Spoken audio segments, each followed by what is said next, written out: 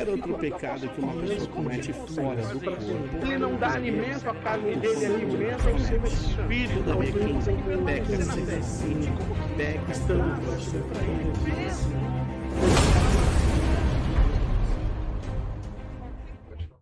A paz do Senhor, meus amados irmãos, sejam muito bem-vindos a mais um vídeo do nosso canal Palavra em Questão. A paz, pastor, boa noite. Boa noite, do Graça Paz, tudo bem? Tudo ótimo, graças a Deus. Amém.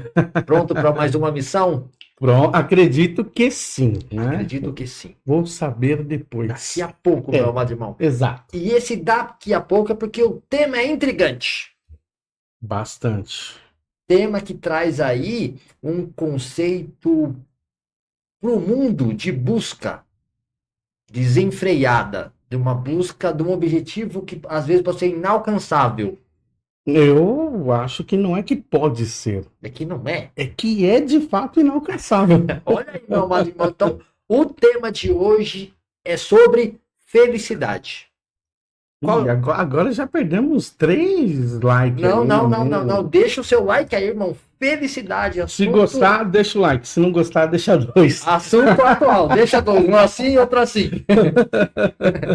Assunto atualíssimo. É isso Felicidade. O mundo tem essa busca incessante por essa tal felicidade. aí. É. E o que a Bíblia diz? Qual é o respaldo bíblico? O que ela nos orienta? Você sabe, meu amado irmão? Vocês sabem aí o que a Bíblia nos traz o respaldo? Se não, acompanhe até o final esse vídeo. E você vai ter uma base bíblica sobre felicidade. Ó, se a gente tivesse feito 3 passos para felicidade, essas coisas dá certo. certo. Vai querer ir na contramão do que o pessoal fala? Dá nisso, Por isso entendeu? tem 3 passos, é base bíblica. Que é mais fácil, assim, para o nosso contexto, é mais fácil. Então, meu amado irmão, tema felicidade. Tenho certeza que você vai ficar curioso em ver esse vídeo até o final e saber o que a Bíblia nos respalda sobre essa tal felicidade. Se Pois é é. alcançada ou se não é. Então, meu amado irmão, convido você juntamente conosco a abrir a sua Bíblia no livro de Salmos, capítulo 32, versos 1 e 2, para iniciarmos aí esse texto. Vamos lá. Diz assim: Bem-aventurado aquele que tem as suas transgressões perdoadas e os seus pecados apagados. Como é feliz aquele a quem o Senhor não considera iníquo e cuja alma não há hipocrisia. Amém. Olha aí. É isso aí, vamos lá. Antes de começar a tecer algum comentário, eu quero primeiro cumprimentar a todos com a graça e paz do Senhor, né? Eu não tenho muita habitualidade em ficar olhando para lá, eu ficar aqui só olhando para o Du, né? Que eu fico interagindo com ele. Mas, Du, é sempre uma honra, um prazer estar aqui com você no Palavra em Questão, essa oportunidade que Deus nos dá de estarmos aqui podendo fazer a gravação desse material em busca aí de aprender com a Palavra de Deus e contribuir para a vida dos irmãos com este ensino, né? Agora, é fato que a felicidade, ela é um tema bem abrangente, ela acaba sendo muito relativizada, porque a felicidade para cada pessoa pode significar algo diferente. Então, tendo em vista essa diversidade de pensamentos e opiniões, acaba que as pessoas não chegam a um consenso de uma definição, né? Não é algo absoluto. E por não ter essa definição, muitas vezes acabam aí, através dessa relativização, indo em busca de, né, querendo alcançar, e isso acaba trazendo, na verdade, um certo prejuízo para as pessoas, porque quando ela estabelece um determinado objetivo e coloca sobre aquele objetivo a responsabilidade de ser feliz em cima daquilo, e quando ela alcança e aquilo não a satisfaz de forma plena, ou ela se frustra, ou ela tem que estabelecer um novo objetivo. E aí, em um determinado momento, ela vai acabar se frustrando, ou ela vai perseguir isso pro resto da vida dela. Porque o que vai, na verdade, acabar acontecendo é que ela jamais vai conseguir se satisfazer de forma plena.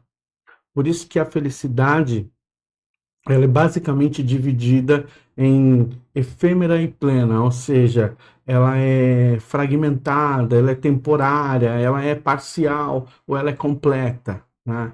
Então, essa felicidade que ela é parcial ou que ela é temporal, ela muitas vezes é alcançada porque ela não está trazendo um estado de plena realização.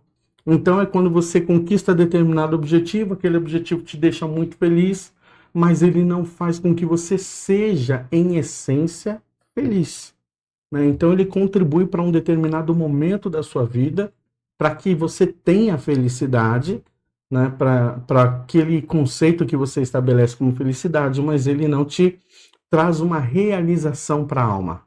Como alguém que senta, suspira e diz, sacia-te minha alma, né?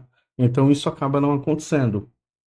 E quando nós olhamos para a palavra de Deus, ela vem, de certa forma, na contramão desse sentido mais filosófico e cultural do significado de felicidade, porque, ao contrário do que se é estabelecido fora do amparo bíblico, na palavra de Deus ela não está associada a uma busca, né? Você não vai ver um texto, olha, vá em busca da felicidade, você merece ser feliz, olha, você precisa ter essas realizações para que a sua alma seja saciada. A Bíblia não traz nenhum texto, não tem nenhum respaldo, algum amparo que sustente essa afirmação.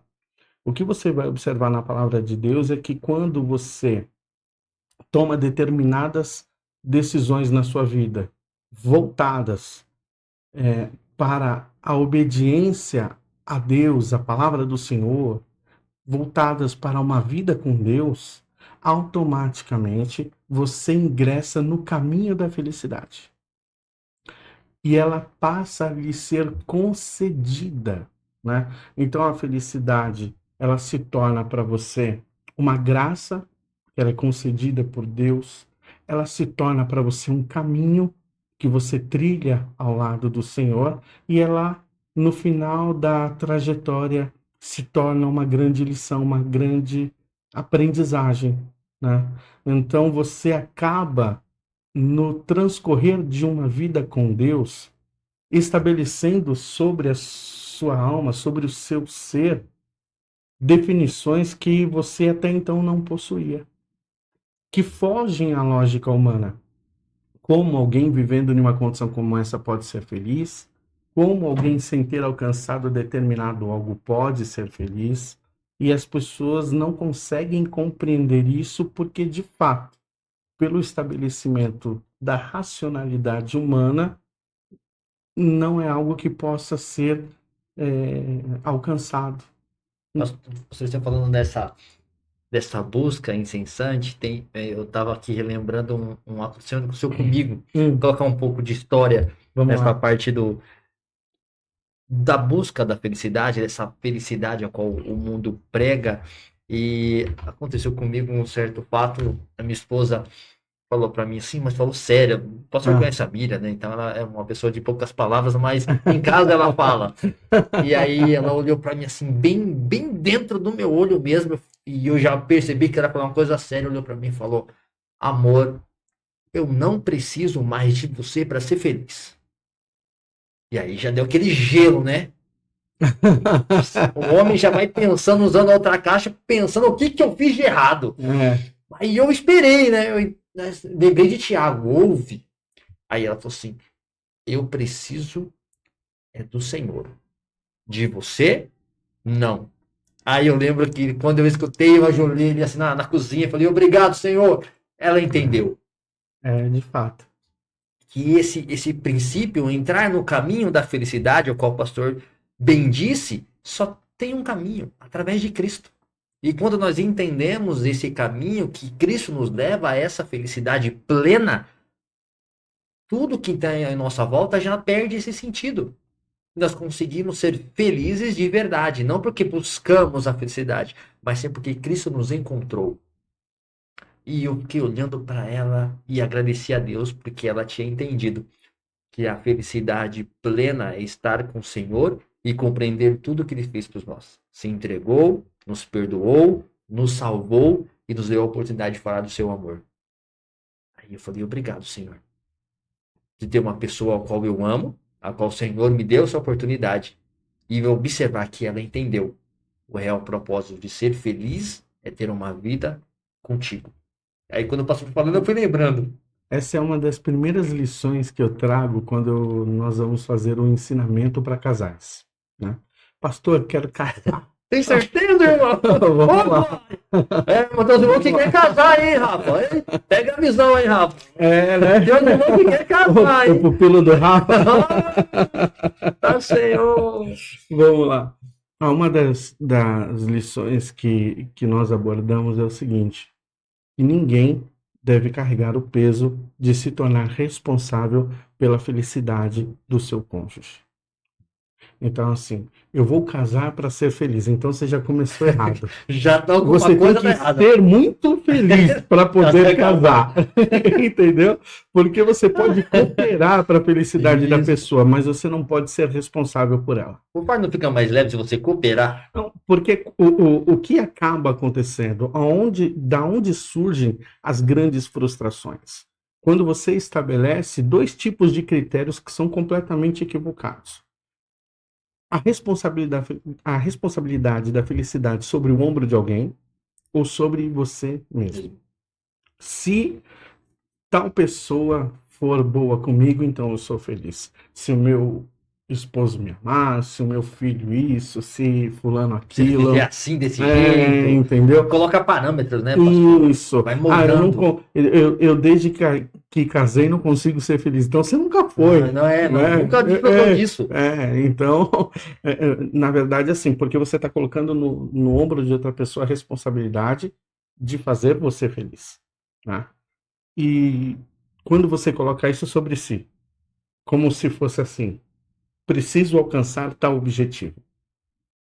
Então, se eu trabalhar muito e conquistar isso, se eu fizer aquilo, se eu conseguir alcançar determinado objetivo, e aí, quando você não consegue, vem uma grande frustração. Então, não importa qual seja o ombro que você quer depositar, se é o seu ou se é da pessoa que está do seu lado, você sempre vai acabar no final da história se frustrando, porque a felicidade, ela não é algo para ser buscado, né? Você não alcança através de ações meritórias.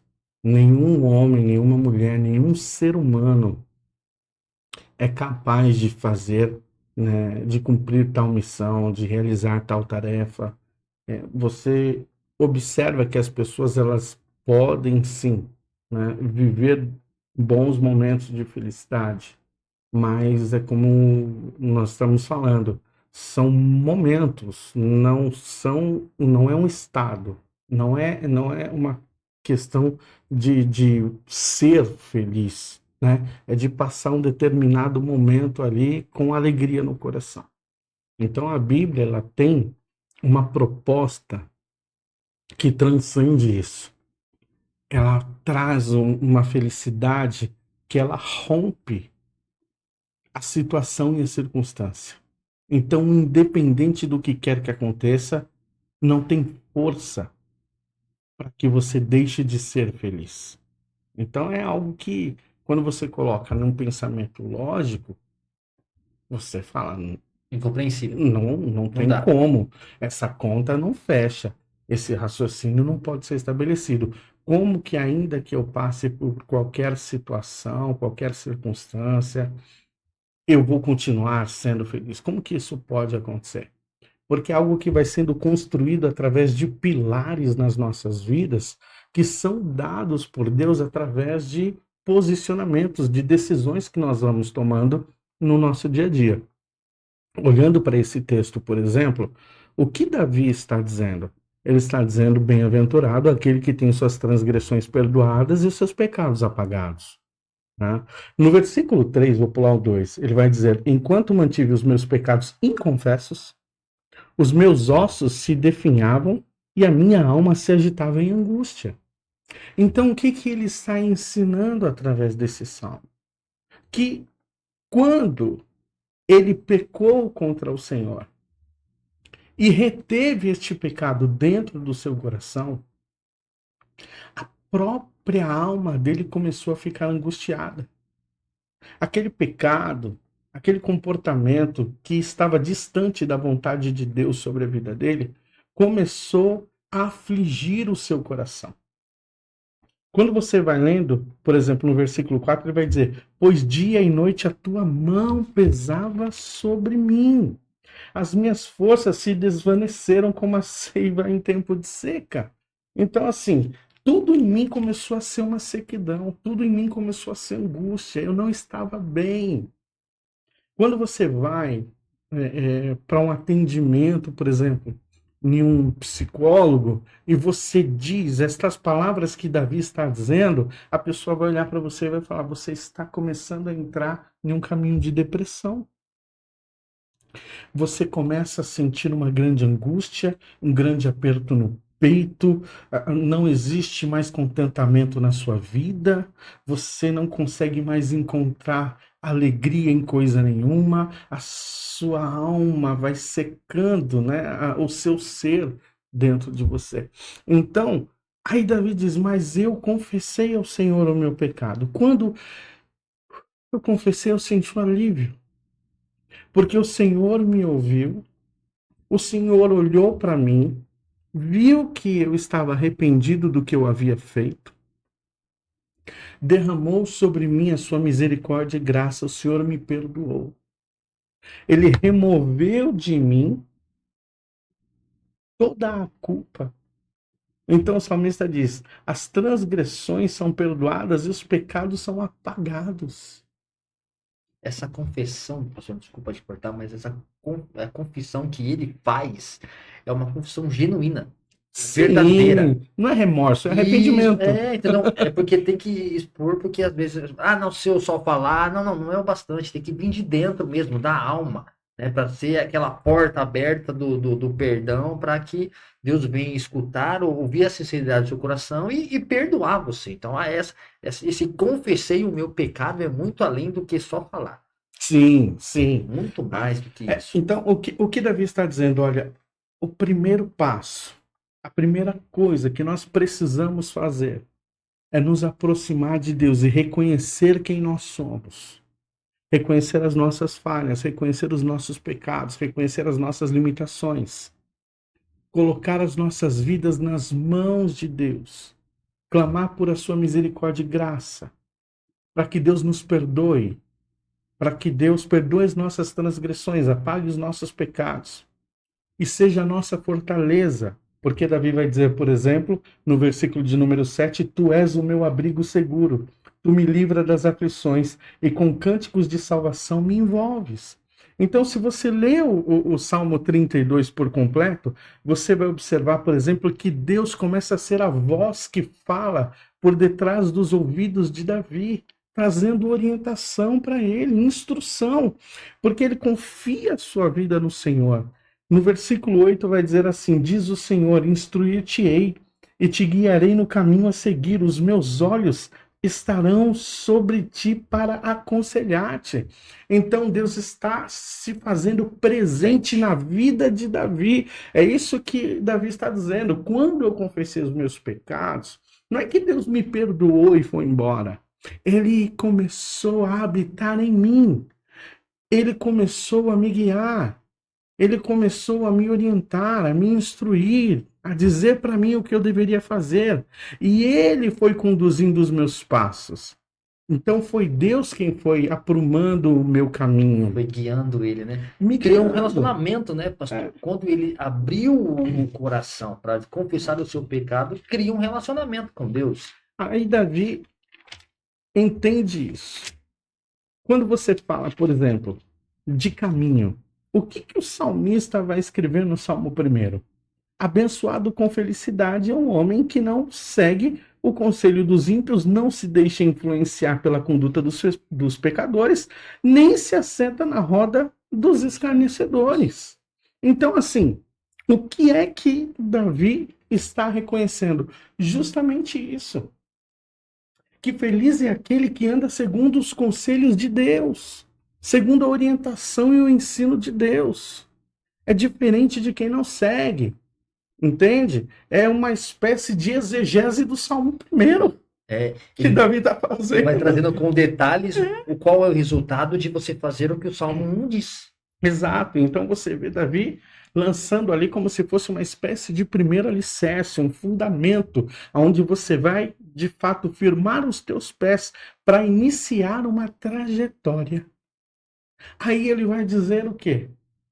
Acerca da confissão dos pecados perdoados, apagados. Aí nós vamos agora para a questão da orientação do caminho que se deve seguir, que faz ali coro com o Salmo 1. Se nós formos, por exemplo, ficando ainda aqui em Salmos, lá para o número 128. Olha aí, galera, abre a Bíblia aí, Salmo 128. Essa trajetória que Davi faz sobre os Salmos, né, usando o Salmo 32, dando ali, né, o alicerce para o Salmo 1 e vai criando aí todo esse relacionamento com Deus, o instruindo, é fantástico, é o que acontece conosco quando nós temos esse encontro genuíno e verdadeiro com o Senhor. Ele começa a nos guiar, começa a nos trilhar nesse caminho que Ele quer que nós passamos, né? É porque, de fato, é a testificação. É como se alguém houvesse descoberto algo e precisasse compartilhar. É o sentimento que temos quando somos alcançados pela graça de Deus e vem a luz do esclarecimento da sua palavra no que diz respeito ao Evangelho de Cristo Jesus. No nosso coração brota, nasce um desejo de comunicar isso a outras pessoas, porque é algo tão bom, que você quer compartilhar com os outros. Para reter isso, né? Não tem como, não tem como. É o Evangelho das Boas Novas, são as Boas Novas. Exato. Você quer, e Davi faz isso com primazia, com excelência. Ainda cantando, né? Sim, ainda cantando. Em cânticos. Agora, por exemplo, ó, nós temos aqui o Salmo de número 128. O que o salmista diz? Bem-aventurado aquele que teme ao Senhor e busca andar em seus caminhos. Então você vê que a palavra ela vai estabelecendo concordância em si. Volto para o Salmo 1, por exemplo, no versículo 2. Ao contrário, sua plena satisfação está na lei do Senhor, nela medita de dia e de noite. Fala acerca da meditação da palavra de Deus. Então você está falando do quê? De confissão de pecado, alcançar misericórdia e graça, receber os conselhos de Deus, andar nos caminhos do Senhor, temer a Deus. Porque a palavra de Deus diz que o temor ao Senhor é o princípio, é o início da sabedoria. Por que isso? Porque esse temor, ele vai se fazer presente dentro da sua alma, a ponto de a todo um momento em que a sua natureza humana quiser sobressair-se à vontade de Deus sobre a sua vida, ela vai te dar um alerta. Ela vai acender uma lâmpada lá de emergência e vai falar, não faz isso, não vai por esse caminho, não segue essa trilha. Agora, quando nós vamos para o versículo número 2 aqui do Salmo 1, fala acerca da meditação da palavra. Então vamos para o Salmo 119 no versículo... Eu ia falar o versículo de número 30, mas eu quero pedir para você, Edu, fazer uma leitura um pouco mais extensa agora no Salmo 119. A partir do versículo de número 25 até o versículo de número 30. 25 até o 30. Exato. Salmo 119, a partir do versículo 25. Diz assim: a minha alma está abatida até o pó. Reanima-me, segundo a tua palavra. A ti relatei todas as minhas atitudes. E tu me respondestes. Ensina-me teus decretos. Faze-me discernir o caminho dos teus mandamentos, e meditarei em tuas maravilhas. A minha alma se consome na tristeza. Reergue-me segundo a tua palavra. Afasta-me do caminho enganoso e favorece-me com a tua lei. escolhi o caminho da felicidade. Coloquei diante de mim as tuas decisões. Glória a Deus. Palavra poderosa, né? Escrita por um salmista, né? Visto pelo menos a intitulação que se dá é de um salmista no momento pós-exílico. E aí este salmo ele não é especificamente um cântico, mas ele é um salmo de ensinamento. Por isso que você, em algumas Bíblias, vai estar escrito lá, salmo didático. Tá? Agora você observa o quê? Que o salmista, ele vem estabelecendo concordância com tudo aquilo que nós falamos até agora. Mas o salmista não está dizendo que ele não vai ter momentos em que ele vai sofrer, em que ele vai passar por aflição, em que ele vai sentir dor, angústia. Ele não está dizendo isso. O que ele está dizendo? Minha alma está abatida até o pó. Automaticamente ele diz, reanima-me segundo a tua palavra. Então ele sabe que quando a alma dele se afligir, a palavra do Senhor vai se levantar dentro do seu coração e vai trazer sobre ele ânimo. Então ele entende que o contraponto, o que vai trazer equilíbrio dentro do seu ser, é a palavra de Deus. Agora, quando ele continua a leitura, ele diz, a ti relatei todas as minhas atitudes. Confessou tudo, disse tudo. É o que Davi disse no Salmo de número 32. Então, assim, aí ele diz, o Senhor me respondeu, ensina-me, Senhor, os teus decretos. Ou seja, faze-me discernir o caminho de teus mandamentos e meditarei em tuas maravilhas. Salmista, Salmo 1, verso 2. Medita dia e noite. Então, assim, a palavra tem o poder de trazer sobre a alma do salmista ânimo. Então, a todo momento, ele faz ao Senhor o pedido, o clamor, de que esta palavra esteja sobre a sua vida, que o Senhor lhe dê entendimento, discernimento acerca dela. Minha alma se consome na tristeza. Em seguida, reergue-me segundo a tua palavra. Ele sabe que o refrigério, né, a busca de mudar essa situação é só através da palavra. Exatamente. Ele compreende isso. Ele entende que ele não está isento das circunstâncias dessa vida.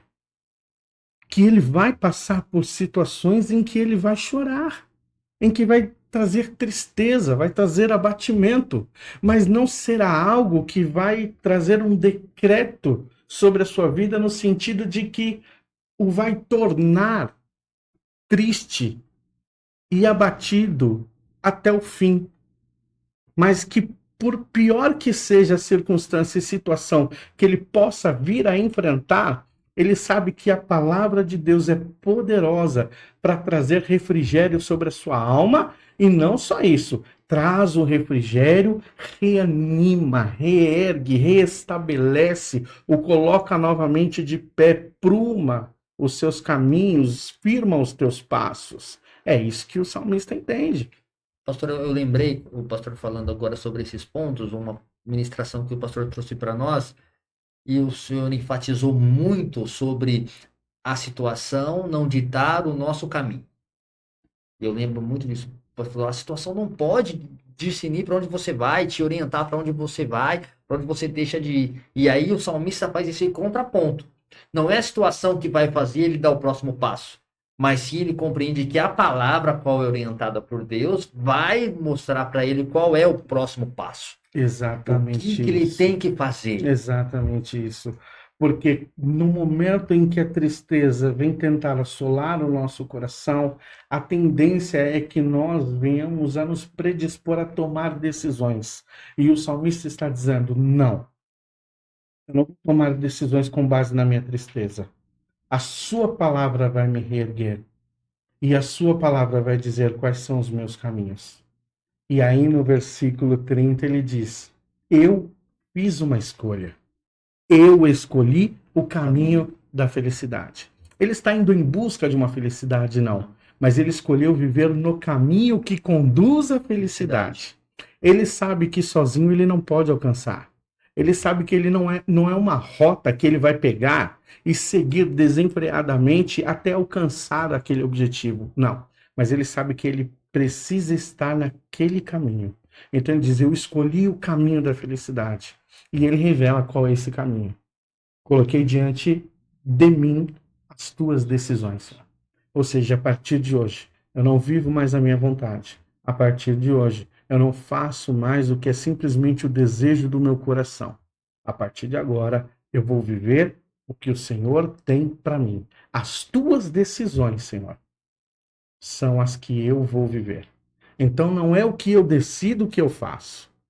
Eu faço o que o Senhor decidir. Quando eu faço o que o Senhor decide para mim, eu estou colocando o meu pé na rota da felicidade. É isso que o salmista está dizendo. O interessante, quando o pastor falou, lembrei de uma passagem bíblica que o apóstolo Paulo fala, não vivo mais eu, mas Cristo vive em mim. Né? Então é bem essa situação a qual o salmista fala no versículo 30, né? Escolhi o caminho da felicidade. Coloquei diante de mim as tuas decisões. Quer dizer, quem decide agora? Não é mais ele, né? É Deus. As tuas, não as minhas. São as tuas decisões. Ah, eu queria não, mas Não. o que o Senhor quer? Senhor, o que o Senhor quer que eu faça? Ah, eu vou tomar uma decisão. Não, o Senhor vai decidir por mim. E chegar... O Senhor vai trilhar o meu caminho, o Senhor vai fazer a escolha, né? E por falar em apóstolo Paulo, eu acredito que a gente pode trazer aqui um desfecho desse pensamento, justamente na carta que ele escreve aos Filipenses, no capítulo de número 4. Eu queria que você lesse para nós, a partir do versículo de número 10, até o versículo de número 13. Sim.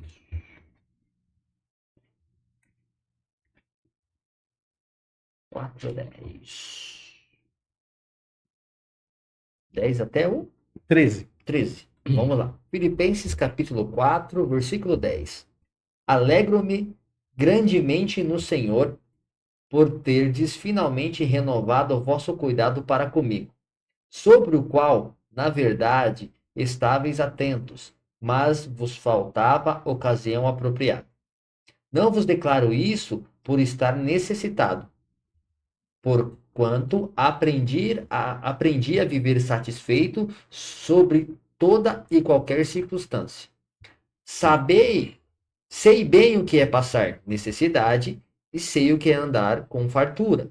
Aprendi o mistério de viver feliz em todo lugar, em qualquer situação, esteja bem alimentado ou mesmo com fome, possuindo fartura ou passando privações. Tudo posso naquele que me fortalece. Amém. Então, o que é que o apóstolo Paulo está nos dizendo com essa palavra? O apóstolo Paulo ele está nos dizendo o seguinte, que em um determinado momento da vida dele, alguma coisa aconteceu que o fez mudar completamente a forma de pensar. Quando eu quero fazer aqui agora um paralelo, eu vou abrir aqui em Romanos,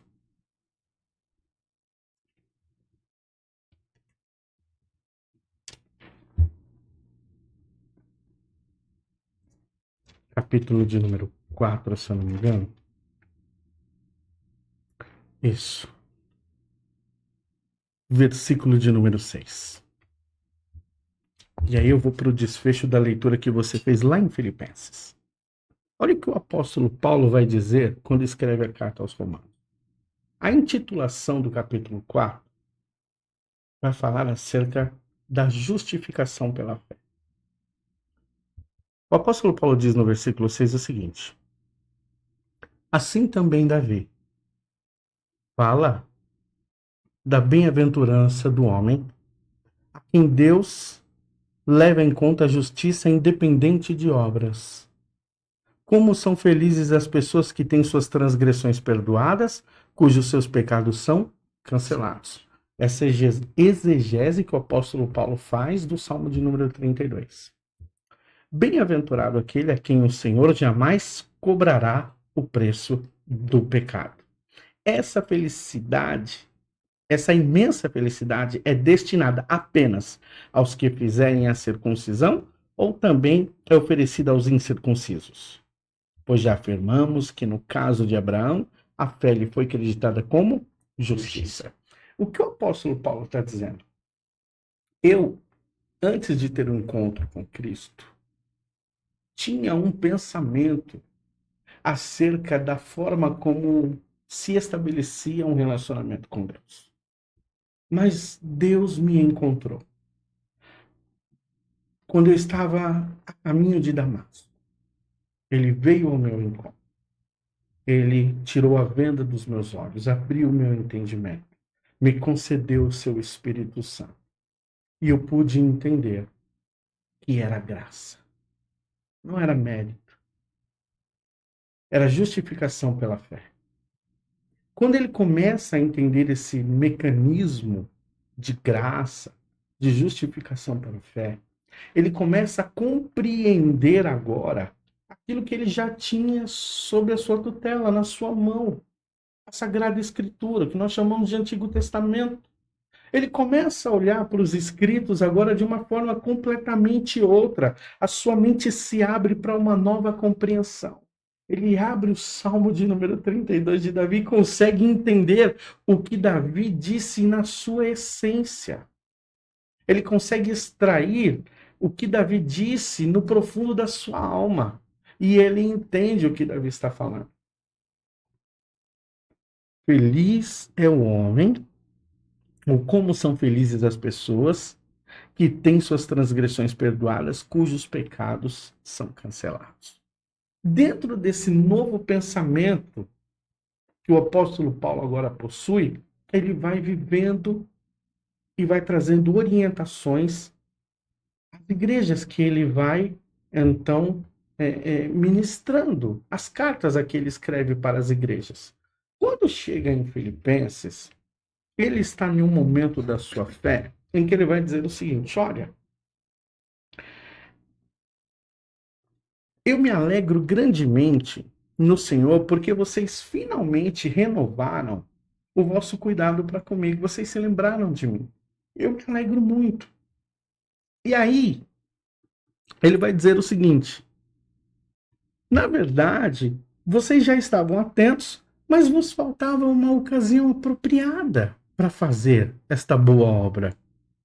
Eu não vou declarar isso, ou não vos declaro isso, porque eu estava em necessidade. Não se trata, eu não estou falando o que falo, porque eu estava vivendo em uma condição de necessidade, não é nada disso.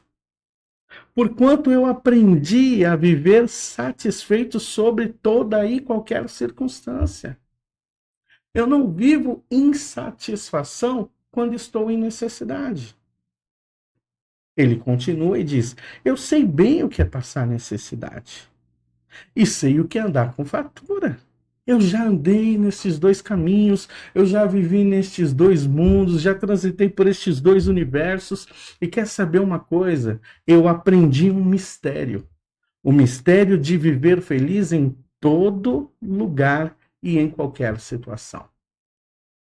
Esse mistério é a chave de tudo, né, pastor? Porque o apóstolo Paulo, quando ele diz que ele viveu nos dois mundos, né, quebra um paradigma, né? Porque não é a situação que vai fazer ele expressar o que ele está sentindo. Não é alguém que simplesmente sempre viveu em pobreza e diz assim: não, eu não preciso disso para ser feliz. Para uma outra pessoa chegar e falar para ele: porque você nunca viveu plenamente em circunstâncias favorecidas, abastadas. Não, é por isso que você tem esse pensamento medíocre. Não é nada disso. O apóstolo Paulo está falando: eu sei, eu vivi tudo isso daí. Entende? Eu sei o que é viver com muito, eu sei o que é viver com pouco, com quase nada. Ele diz: não é só o ter, é aonde estar também. Então não é a circunstância ou o lugar sequer. Eu aprendi esse mistério de ser feliz, de viver feliz em toda e qualquer situação e circunstância.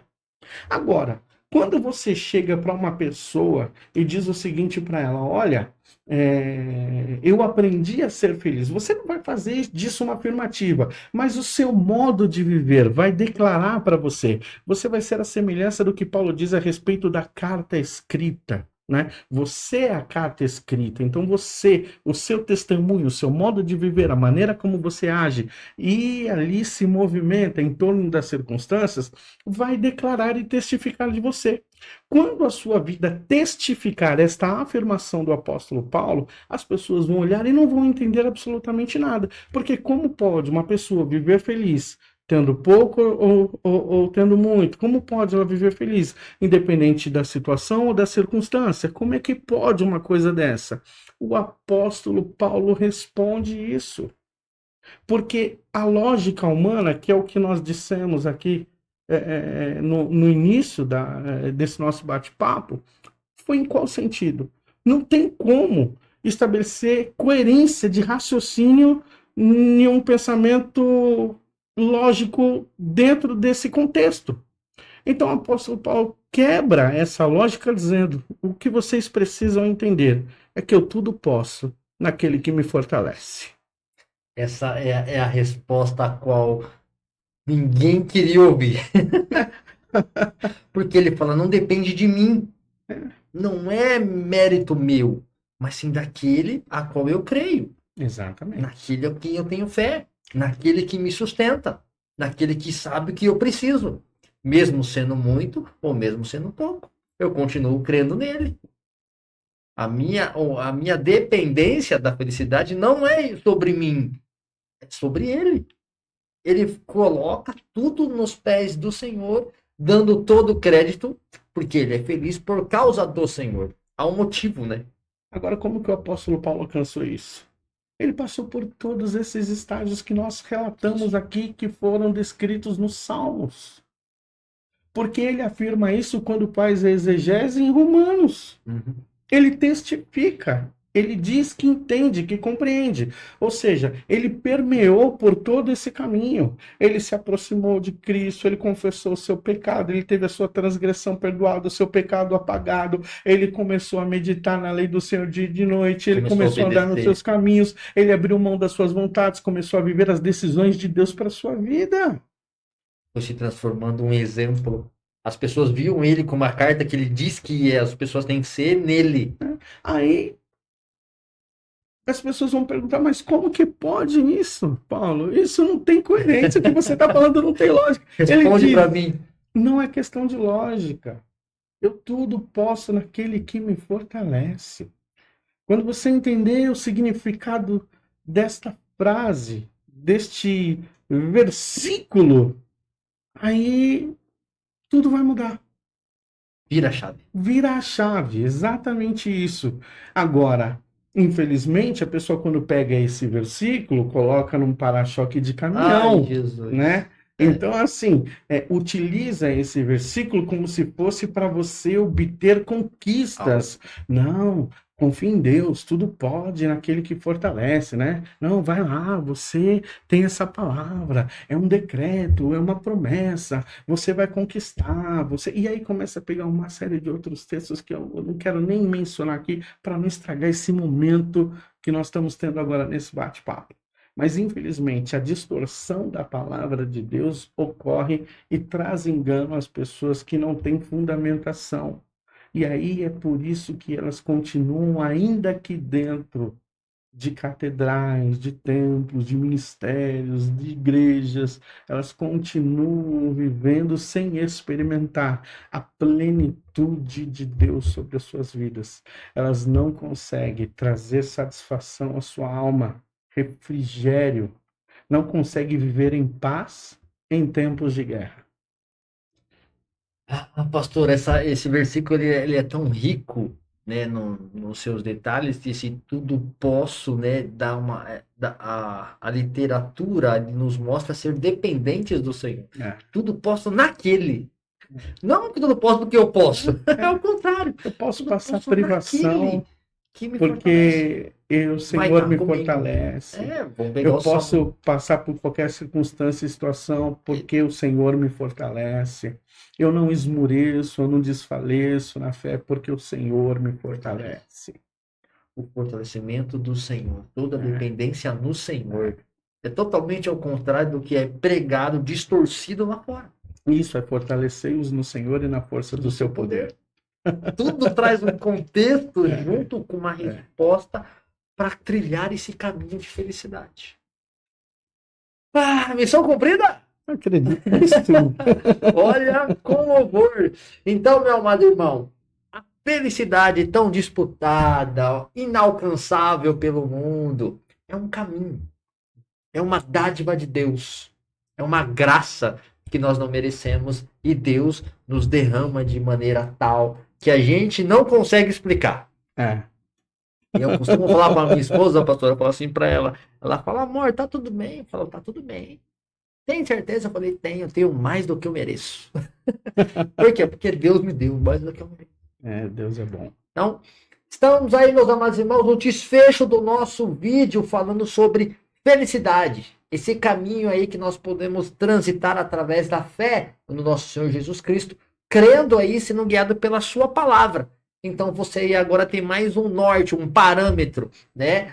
Um estabelecimento aí de trilhar esse caminho junto com a palavra do Senhor, sendo alicerçada nela para trilhar esse caminho de felicidade dentro da sua casa e viver o Salmo primeiro, que para mim é a base de tudo, pastor. Né? Esse aconselhamento ao qual o salmista nos dá para meditar na sua palavra de dia e de noite. E no versículo 3 vai falar que vai ser como uma árvore cortada junto aos ribeiros que vai lá e dá fruto. Então que você dê fruto, que seja feliz através da palavra do Senhor. Esse aí é o meu pedido ao Senhor para a sua casa e para a sua vida. Pastor, sou suspeito para falar que eu sou o primeiro a aprender, né? Eu e os nossos irmãos aqui ao redor de mim. O pessoal dos bastidores. Seus irmãos, a diretoria tá ali, ó, só olhando. Eu aprendo com vocês. Então eu sou suspeito, então agradeço mais uma vez por essa oportunidade de estarmos juntos aí no mais um Palavra em Questão. Bom, eu quero também aqui fazer o meu agradecimento à sua presença tão ilustre aqui, Obrigado. que abrilhanta o Palavra em Questão. Vou ficar vaidoso, Agradecer aqui o pessoal dos bastidores, né? Quero também fazer um convite para que as pessoas possam estar nos visitando aqui na rua Robério Dias, número 66, no Vila Ema, São Paulo. Você que está próximo aqui da nossa região, você que ouviu essa palavra e de repente você quer acreditar muito nela, mas está tendo dificuldade, eu quero lançar sobre a sua vida um texto que o Senhor Jesus lançou sobre mim. Vinde a mim, vós que estáis cansados e sobrecarregados, e eu vos aliviarei. Fica aqui o nosso convite para que você possa estar conosco. Deus continue abençoando grandemente a sua vida. Amém? Deus abençoe. Um beijo no seu coração e até a próxima. Beleza?